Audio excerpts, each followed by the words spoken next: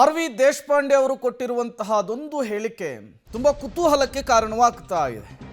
ಸಿದ್ದರಾಮಯ್ಯನವರು ಅನುಮತಿಯನ್ನು ಕೊಟ್ಟರೆ ನಾನು ಸಿಎಂ ಆಗ್ತೇನೆ. ಮೈಸೂರಿನಲ್ಲಿ ಅಚ್ಚರಿಯ ಹೇಳಿಕೆಯನ್ನು ಕೊಟ್ಟಿದ್ದಾರೆ ಆರ್.ವಿ. ದೇಶಪಾಂಡೆ ಅವರು.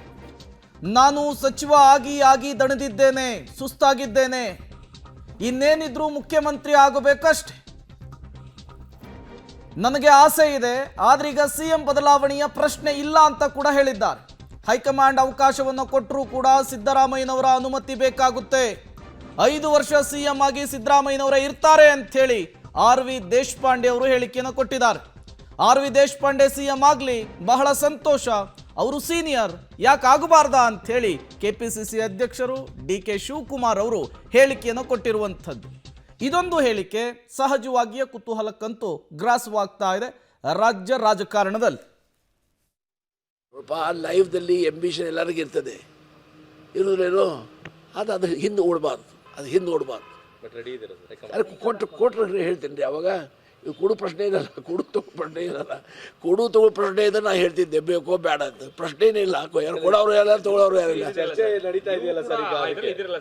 ಸೀನಿಯರ್ ಅದೇನಪ್ಪ, ವಯಸ್ಸಿಂದ ಸಿದ್ದರಾಮಯ್ಯಗಿಂತ ದೊಡ್ಡವ ನಾನು ಒಂದು ವರ್ಷಲೇ.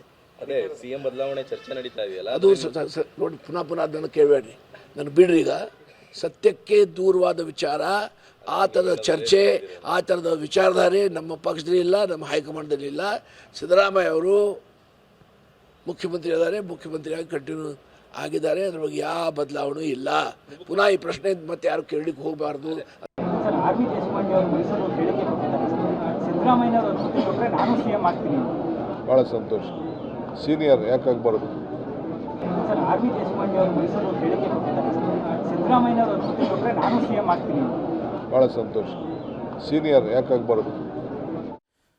ಮತ್ತಷ್ಟು ಡೀಟೇಲ್ಸ್ ಅನ್ನು ಕೊಡ್ತಾರೆ ಕೆ.ಪಿ. ನಾಗರಾಜ್ ನೇರ ಸಂಪರ್ಕದಲ್ಲಿ ಜಾಯ್ನ್ ಆಗಿದ್ದಾರೆ. ಕೆ.ಪಿ. ನಾಗರಾಜ್, ಈ ಪ್ರಾಸಿಕ್ಯೂಷನ್ ಫೈಟು, ಅದರ ಜೊತೆಗೆ ಸಿದ್ದರಾಮಯ್ಯ ನೆಕ್ಸ್ಟ್ ಯಾರು, ಈ ರೀತಿಯ ಹಲವು ಚರ್ಚೆಗಳು ಕಾಂಗ್ರೆಸ್ನ ಪಡಸಾಲೆಯಲ್ಲಾಗ್ತಾ ಇರುವಂತಹ ಚರ್ಚೆ.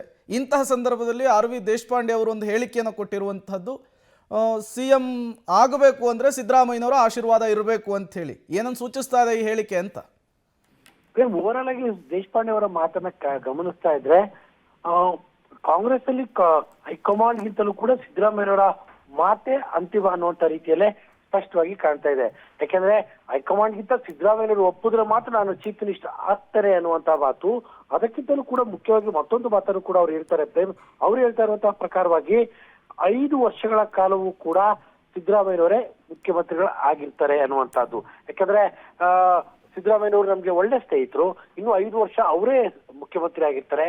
ಬದಲಾವಣೆಯ ಯಾವ ಚರ್ಚೆಯೂ ಕೂಡ ನಡೆದಿಲ್ಲ, ನನಗೆ ಗೊತ್ತಿಲ್ಲದೆ ಯಾವ ರೀತಿಯಂತ ಚರ್ಚೆಯೂ ಕೂಡ ನಡೆಯೋದಕ್ಕೆ ಸಾಧ್ಯ ಇಲ್ಲ ಅನ್ನುವಂತ ಮಾತನ್ನ ಸ್ಪಷ್ಟಪಡಿಸ್ತಾ ಇರುವಂತದನ್ನ ಗಮನಿಸ್ತಾ ಇದ್ರೆ, ಒಂದು ಕಡೆಯಲ್ಲಿ ಸಿದ್ದರಾಮಯ್ಯನವರು ಮುಂದಿನ 5 ವರ್ಷಗಳ ಕಾಲವೂ ಕೂಡ ಅವರೇ ಇರ್ತಾರೆ ಅನ್ನುವಂತ ಒಂದು ಮಾತು. ಅಂದ್ರೆ ಏನು ಚರ್ಚೆಗಳಾಗ್ತಾ ಇತ್ತು, ಒಪ್ಪಂದಗಳಾಗಿದೆ ಡಿ.ಕೆ. ಶಿವಕುಮಾರ್ ಮತ್ತು ಸಿದ್ದರಾಮಯ್ಯ ನಡುವೆ ಅನ್ನುವಂಥದ್ದು, ಆ ತರದ ಯಾವ ಒಪ್ಪಂದಗಳು ಇಲ್ಲ ಅನ್ನುವಂಥದ್ದನ್ನ ದೇಶಪಾಂಡೆ ಅವರು ಸ್ಪಷ್ಟಪಡಿಸ್ತಾ ಇದ್ದಾರೆ.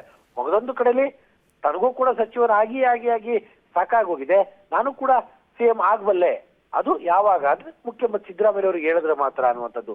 ಅಲ್ಲಿಗೆ ದೇಶಪಾಂಡೆ ಅವರ ಮಾತಿನ ಮೂಲಕವಾಗಿ ಒಂದು ಸ್ಪಷ್ಟವಾಗಿ ಗೊತ್ತಾಗ್ತಾ ಇರುವಂತದ್ದು, ಹೈಕಮಾಂಡ್ ಗಿಂತಲೂ ಕೂಡ ಸಿದ್ದರಾಮಯ್ಯನವರು ಸ್ಟ್ರಾಂಗ್ ಇದ್ದಂತೆ ಕಾಂಗ್ರೆಸ್ ಅಲ್ಲಿ ಕಾಣ್ತಾ ಇರುವಂತದ್ದು.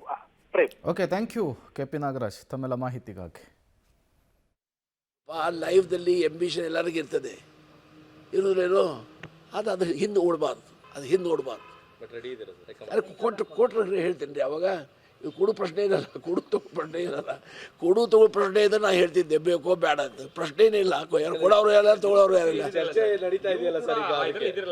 ಸೀನಿಯರ್ ಅದೇನಪ್ಪ, ವಯಸ್ಸಿಂದ ಸಿದ್ದರಾಮಯ್ಯಗಿಂತ ದೊಡ್ಡವ ನಾನು ಒಂದು ವರ್ಷಲೇ.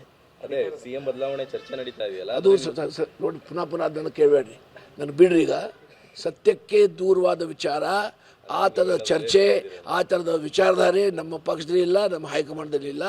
ಸಿದ್ದರಾಮಯ್ಯ ಅವರು ಮುಖ್ಯಮಂತ್ರಿ ಇದ್ದಾರೆ, ಮುಖ್ಯಮಂತ್ರಿಯಾಗಿ ಕಂಟಿನ್ಯೂ ಆಗಿದ್ದಾರೆ. ಅದ್ರ ಬಗ್ಗೆ ಯಾವ ಬದಲಾವಣೆ ಇಲ್ಲ. ಪುನಃ ಈ ಪ್ರಶ್ನೆ ಮತ್ತೆ ಯಾರು ಕೇಳಲಿಕ್ಕೆ ಹೋಗಬಾರ್ದು. ಆರ್.ವಿ. ದೇಶಪಾಂಡೆ ಅವರು ಒಂದೇ ಕಲ್ಲಿಗೆ 2 ಹಕ್ಕಿಯನ್ನು ಹೊಡೆದಿದ್ದಾರೆ. ಒಂದು ಕಡೆ 5 ವರ್ಷ ಸಿಎಂ ಸಿದ್ದರಾಮಯ್ಯನವರೇ ಇರ್ತಾರೆ ಅನ್ನುವಂಥದ್ದು, ಮತ್ತೊಂದು ಕಡೆ ಸಿಎಂ ನೆಕ್ಸ್ಟ್ ಸಿದ್ದರಾಮಯ್ಯನವರ ನೆಕ್ಸ್ಟ್ ಯಾರು ಅನ್ನೋದನ್ನು ಕೂಡ ಸಿಎಂ ಸಿದ್ದರಾಮಯ್ಯನವರೇ ಸೂಚಿಸ್ತಾರೆ ಅನ್ನುವಂತಹ ಒಂದು ಸ್ಪಷ್ಟೋಕ್ತಿಯನ್ನು ಕೂಡ ಕೊಟ್ಟಿರುವಂಥದ್ದು.